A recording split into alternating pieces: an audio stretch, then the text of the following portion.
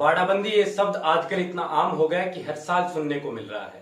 पहले 2-4 साल में एक बार सुनते थे, लेकिन अब साल में 2-4 बार सुन रहे हैं। नमस्कार, मैं अजय कुमार और आप देख रहे हैं बोल हिंदुस्तान।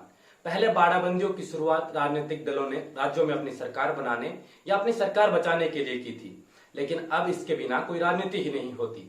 राज्यसभा चुनाव हो तो बाड़ाबंदी, विधानसभा चुनाव के बाद किसी राज्य में सरकार बनाने का सवाल हो तो बाड़ाबंदी, पंचायत और पालिकाओं के चुनाव हो तो बाड़ाबंदी, किसी सरकार को लोकसभा या विधानसभा में अपना बहुमत सिद्ध करना हो तो बाड़ाबंदी। अधिकतर पार्टियां अपने विधायकों या अपने सांसदों को बचाने के लिए बाड़ाबंदी का ही सहारा लेती हैं। दुनिया भर में जिस भारतीय लोकतंत्र का डंका बजता है, उसके शायद ही किसी राज्य की जनता इतनी सौभाग्यशाली हो कि जिसने अपने राज्य में ऐसा दृश्य नहीं देखा हो। बाड़ाबंदी राजस्थान में भी हो रही है। राजस्थान में भी राजस्थान की कांग्रेस सरकार यानी गहलोत सरकार अपने पक्ष के विधायकों को 5 सितारा होटल में रखकर उनकी देखरेख में जुटी हुई है। ऐसा क्यों हो रहा है? ऐसा इसलिए हो रहा है कि देश के अनेक राज्यों में राज्यसभा के चुनाव होने वाले हैं, जिसमें राजस्थान का नाम भी शामिल है। यहाँ एक शब्द आया है, राज्यसभा चुनाव। सबसे पहले थोड़ा राज्यसभा चुनाव के बारे में जान लेते हैं।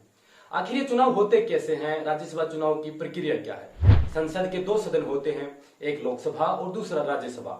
लोकसभा संसद का निचला सदन होता है, राज्यसभा संसद का ऊपरी सदन होता है। लोकसभा के सांसदों को जनता सीधे अपने मतों के प्रयोग से चुनती है।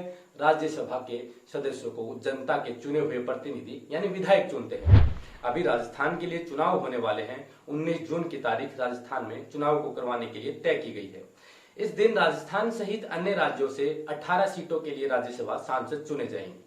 इसी चुनाव के चलते गहलोत सरकार के विधायकों, मंत्रियों तथा अन्य उनके पक्ष के विधायकों समेत लगभग 250 लोगों को जयपुर के एक लग्जरी होटल में बाड़ाबंदी के तहत एकजुट किया गया है। देश में कोरोना संकट काल के बीच इतने लोगों का एक साथ इकट्ठा होना लोगों के रोष का कारण भी बना हुआ है। लोगों का कहना है कि एक तरफ तो सरकार शादी विवाह में 50 से ज्यादा लोगों को इकट्ठा नहीं होने की एडवाइजरी जारी करती है, वहीं स्वयं 200 से 250 की संख्या में एक ही होटल में एक जगह एकजुट हो जाते हैं। आपको बता दें, इस कोरोना संकट काल में भी राजस्थान की सरकार आजकल इसी होटल से चल रही है। मुख्यमंत्री अशोक गहलोत ने कहा कि बीजेपी उनके विधायकों को खरीदने की कोशिश कर रही है। उन्होंने कहा कि सीएम और विधायक दल का नेता होने के नाते मेरे पास भाजपा के कांग्रेस नेताओं से संपर्क करने और मोटी रकम राजस्थान में पहुंचाने के पुख्ता इनपुट है। जब उनसे ये सवाल पूछा गया कि भाजपा के किस नेता ने किन विधायकों को फोन किया और कितने पैसे की पेशकश की, तो जांच का हवाला देकर इन सवालों को टाल दिया। वहीं राजस्थान में तीसरे विकल्प के तौर पर उभरी राष्ट्रीय लोकतांत्रिक पार्टी ने भी सवाल खड़े किए हैं। रालोपा संयोजक हनुमान बेनीवाल ने कहा कि राज्यसभा चुनाव में उनके तीनों विधायक बीजेपी के पक्ष में वोट करेंगे। बेनीवाल ने कांग्रेस पर उनके विधायकों को पक्ष में करने के लिए पैसों का लालच देने का आरोप भी लगाया। उन्होंने कहा कि उनके विधायक किसी भी लालच में नहीं आने वाले हैं तथा भाजपा को ही मतदान करेंगे। उन्होंने राज्य सरकार पर प्रदेश में हो रही समस्याओं को लेकर उनको नहीं सुलझाने का आरोप भी लगाते हुए कहा कि कोरोना संक्रमण का माहौल खत्म होने के बाद राज्य सरकार के खिलाफ एक बड़ा आंदोलन किया जाएगा। इस चुनाव में कांग्रेस और भाजपा ने अपने 2 उम्मीदवार मैदान में उतारे हैं। कांग्रेस की तरफ से सी वेणुगोपाल व नीरज डांगी तथा बीजेपी की तरफ से राजेंद्र गहलोत व ओकार सिंह लखावत को अपना उम्मीदवार बनाया गया है। राज्यसभा चुनाव में पहली पसंद का खेल सबसे अहम होता है। विधायक सभी सीटों के लिए वोट नहीं करते। अगर ऐसा होगा तो केवल सत्ताधारी दल के उम्मीदवार ही जीतेंगे। प्रत्येक विधायक का वोट एक बार ही गिना जाता है, इसलिए वे हर सीट के लिए वोट नहीं कर सकते। ऐसे में विधायकों को प्राथमिकता के आधार पर वोट देना होता है। उन्हें बताना होता है कि उनकी पहली पसंद कौन है और दूसरी पसंद कौन है। पहली पसंद के वोट जिसे ज्यादा मिलेंगे वही जीता हुआ माना जाएगा।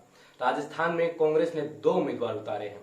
कांग्रेस के पास अभी राज्य में 107 विधायक स्वयं के और 13 निर्दलीय लेफ्ट बीटीपी के 2 और 1 आरएलडी विधायक है। भाजपा के पास खुद के 72 विधायकों के अलावा 3 वोट आरएलपी के हैं, यानी 3 विधायक आरएलपी के हैं। तो कांग्रेस को राज्यसभा सांसद चुनने के लिए 102 वोट चाहिए। दोनों 51-51 वोट लेंगे। अब उसके पास जो वोट बचेंगे उनमें से विधायक पहली पसंद के रूप में तीसरा सांसद नहीं चुन सकते। ऐसे में तीसरा सांसद बीजेपी चुनेगी, क्योंकि उनके पास 72 विधायक हैं, 3 रालोपा के हैं। क्योंकि ऐसे में कांग्रेस के 2 तथा बीजेपी के 1 सांसद की जीत तय थी। लेकिन बीजेपी ने अपना एक और उम्मीदवार मैदान में उतारकर चुनावी समीकरण को उलझा दिया। बीजेपी के दूसरे उम्मीदवार के आते ही कांग्रेस को विपक्ष की सेंधमारी का डर सताने लग गया। कांग्रेस भाजपा पर ऐसी कोशिशों का आरोप लगा रही है। बीजेपी भले ही अंतर ज्यादा होने के कारण कांग्रेस को मिलने वाली 3 में से 2 सीटों का गणित न बदल पाए, लेकिन चौथा उम्मीदवार मैदान में उतारकर उसने निर्विरोध निर्वाचन को चुनाव में बदल दिया। ऐसे ही नजारे देश में पिछले कुछ वर्षों में गोवा, कर्नाटक, उत्तराखंड, अरुणाचल और मणिपुर में भी देखे गए हैं। कांग्रेस के पास पर्याप्त विधायकों के समर्थन के बावजूद उसके इस तरह के सियासी टेंशन और कांग्रेस में अंतर्कलह को देखते हुए ये सवाल जरूर उठता है कि कहीं राज्यसभा चुनाव के बहाने अशोक गहलोत सरकार की तख्तापलट की कवायद तो नहीं हो रही, क्योंकि हाल ही में मध्य प्रदेश की कमलनाथ सरकार इसका शिकार हुई है। एक सवाल यह भी है कि कोरोना संकट काल में जिन विधायकों को जनता ने चुना है, उन्हें जनता के बीच में रहकर उनकी समस्याओं का समाधान करना चाहिए। ऐसे में उनका एक जगह इकट्ठा करके रखना कहां तक जायज है? आपको सोचना चाहिए, सत्ता से सवाल जरूर करना चाहिए। आज के लिए इतना ही, मुझे दीजिए इजाजत। शुक्रिया।